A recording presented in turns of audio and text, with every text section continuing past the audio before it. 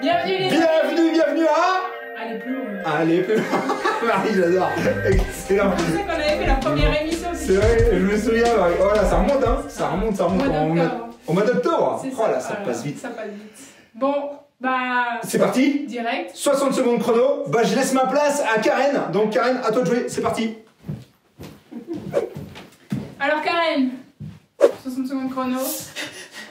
J'ai trouvé des petites questions. Alors, je te laisse choisir. J'ai une séquence facile, moyen ou difficile. Qu'est-ce que tu penses que tu... Quel univers c'est? C'est assez vague en fait. Mais c'est vrai que les questions faciles sont simples. Tu veux qu'on essaye difficile? Moyen. Alors on va faire moyen comme ça, on pas trop de suspense. Allez. Alors moyen. Donc je te pose. Est-ce que mon assistant. J'arrive. Hop là. Je mets le chrono. Mon assistant peut faire les 60 secondes chrono. J'ai oublié mon petit chrono. Donc voilà. Donc attention, Lolo va faire le petit chrono. 3, 2, 1, c'est parti. Nommez un animal mentionné dans la Bible. Bah, le Léviathan. Ok. Nommez une promesse de Dieu ou de Jésus. Bon, prenez courage, j'ai vaincu le monde. Que fait le Saint-Esprit pour nous? Ah, il intercède, entre autres. Nommez un roi d'Israël. Un roi d'Israël, bah David. Quelle ville Paul a-t-il visité? Paul. Corinthe. Nommez un métier ou une profession mentionnée dans la Bible. Constructeur de tentes. Ça. Nommez un peuple contre lequel Israël a combattu. Les Philistins. Nommez un nom qui est donné à l'Éternel. Je suis. Ouais. Nommez une des 12 tribus d'Israël. Lévi. Trop efficace. Quel autre nom donne-t-on au diable? Le menteur. Ah, oh. T'as réussi à répondre à 10 questions. Pas mal. Bravo. 10 questions, c'est pas mal quand même. Ouais. 10 questions. Par Elle contre, avait tout bon. ouais, le Léviathan m'a tué là. Le Léviathan Moi, sur ma liste, j'ai une brebis, Voilà. cheval, colombe. Léviathan. Oh là, oui, d'accord, ok. Moi je dis amen. Triceratops. Bravo Karen, merci. Merci. Karen, bien joué. Franchement, Karen a été forte. Mais j'aurais été quand même meilleur qu'elle. Affaire à suivre. Affaire à suivre. Maintenant, ça va être moi qui vais être là. Ça va être trop fort. Ok les amis, bah, c'est le moment du partage biblique. Donc Lolo, vas-y, je te laisse Ok, la parole. très bien. Alors, c'est un passage qui m'interpelle, qui m'a interpellé ces jours-ci.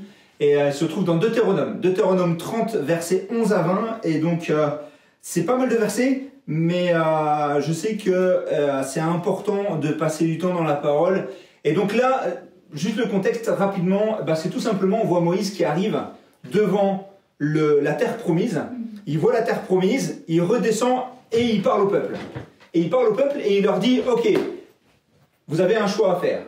Soit tu choisis la vie et la bénédiction, soit la mort et la malédiction. Qu'est-ce que tu choisirais à leur place? Mets-toi à la place du peuple et tu dis, Marie, tu choisis entre la vie et la bénédiction ou la mort et la malédiction? Je choisis la vie. Bah voilà, super facile, non? Super facile. La vie, tu te dis, bah moi aussi, je choisirais la vie. Tout de suite, tu as les panneaux, tu sais, les panneaux vie. Les panneaux vie qui vont, et puis on fait la vie. Mais ce serait tout ça directement. Mais tu sais quoi?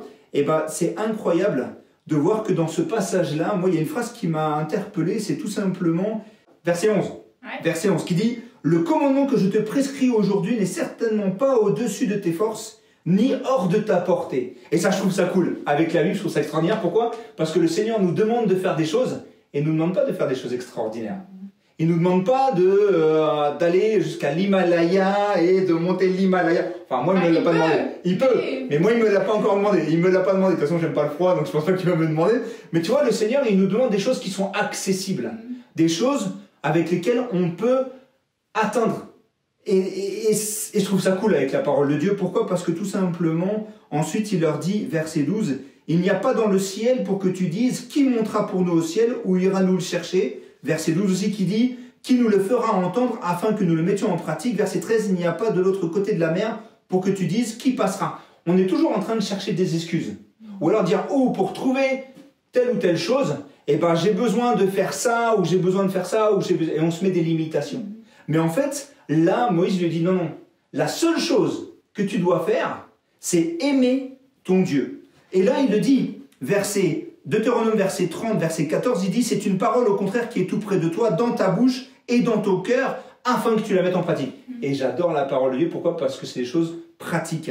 On aime la Bible parce qu'elle est pratique. Et verset 15, Moïse leur dit, Marie, et comme moi, il me dit, Laurent, stop, arrête-toi. Et regarde verset 15, le premier mot. Qu'est-ce que dit verset 15, le premier mot? Vois. Vois, regarde, prête attention, arrête-toi 30 secondes.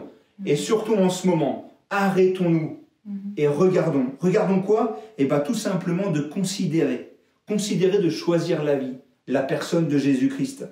Et moi j'aime beaucoup ce verset-là. Pourquoi? Parce que, surtout en cette année qui commence, et elle commence assez bizarrement cette année. Elle commence assez bizarrement. Mais le Seigneur, il nous dit, arrête-toi et regarde.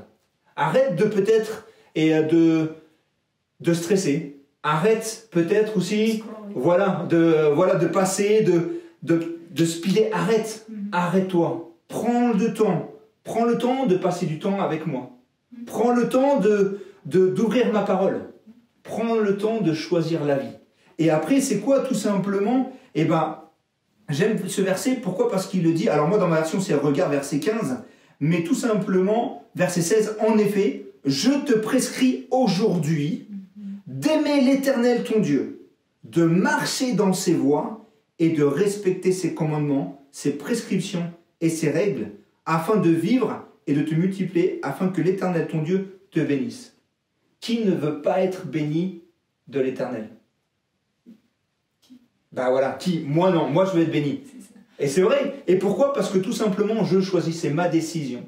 Je choisis de quoi? Et ben de passer du temps dans la parole. Et les amis, peut-être que là, il y a des personnes qui nous regardent et qui nous disent, mais c'est quoi ce choix-là? Quand est-ce que je dois le faire, ce choix-là? Et ben ce choix-là, de suivre le Seigneur, et ben le tout premier choix, c'est de comprendre que je suis pécheur.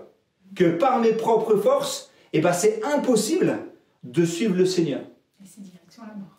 Et c'est directement la mort. Mais je peux choisir, et ça c'est merci Seigneur pour cette grâce infinie qui me donne le choix. Je peux choisir, c'est ma décision, la vie. Et bien c'est tout simplement la personne de Jésus-Christ.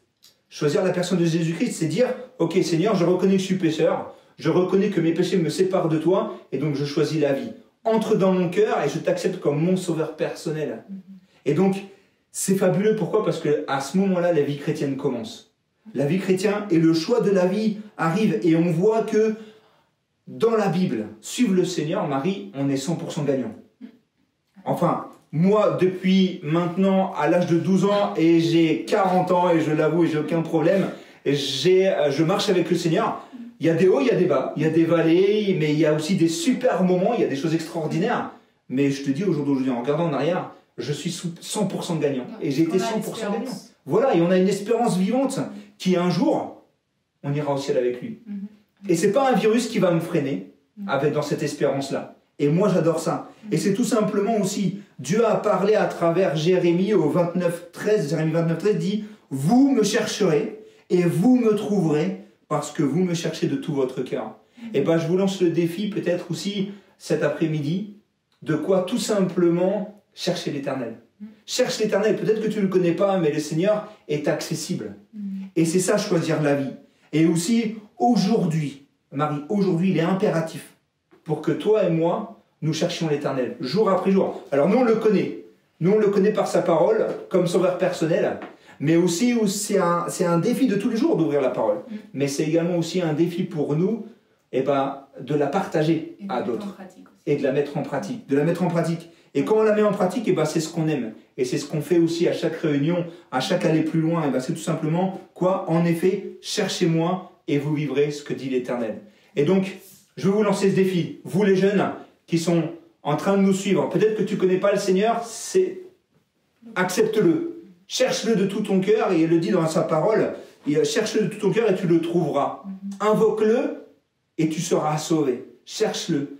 Et pour nous, les chrétiens, tout simplement, ce défi-là, c'est, on a ce livre, on a ces promesses entre les mains. On a toutes les réponses. Cherche le Seigneur, mais aussi partage-le. Partage-le parce que tu as tes amis qui sont en train de se perdre, qui sont peut-être sans espérance. et qui recherchent le moyen peut-être de sortir un peu la tête de l'eau et de respirer. Et nous, on a cette bouffée d'air pour eux. Donc, je te lance le défi de partager ta foi à tes amis cette semaine.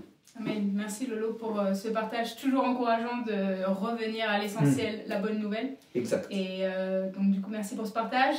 Et donc pour finir l'épisode, on va faire la promesse du jour. Et aujourd'hui, c'est Alex. Alex. Salut les amis, pour la promesse du jour, c'est en fait mon verset préféré. Il se trouve dans Jean 16, 33. Alors c'est une promesse qui a l'air un petit peu négative, mais en fait c'est super positif. Alors, si on lit Jean 16, 33, c'est « Vous aurez dans le monde à souffrir bien des tribulations, mais prenez courage, j'ai vaincu le monde. » Donc en fait, c'est la promesse que, effectivement, l'évangile que Jésus nous propose, c'est pas bien sûr que tout va bien aller, c'est que forcément on va passer par des temps de tribulation, mais qu'en filigrane, derrière toutes ces tribulations, c'est la victoire de notre Seigneur Jésus à la croix. Et ça, je trouve ça vraiment génial. Et ça, c'est une promesse qui m'encourage à aller de l'avant. Même dans les afflictions, je sais que le Seigneur Jésus, il a vaincu le monde. Voilà, j'espère que ça vous encourage. Salut, à bientôt. Alex, merci, excellent. Marie, si Christ a vaincu, ça signifie qu'on est dans l'équipe des vainqueurs. Et ça, je trouve ça cool. En plus, tu sais quoi, j'aime pas perdre, donc c'est encore... mais ça, c'est incroyable. Pourquoi? Parce que éternellement, on va être avec lui en train de l'adorer, parce que tout simplement, il a vaincu la mort et il nous a donné cette espérance. Donc, Alex, merci encore, merci. C'est fini. Déjà, et ça va trop vite, aller plus loin. On se retrouve Ça va la beaucoup semaine trop vite, en prochaine, fait. les amis. À la Ça semaine marche. prochaine, ciao. Salut, bonne semaine à vous.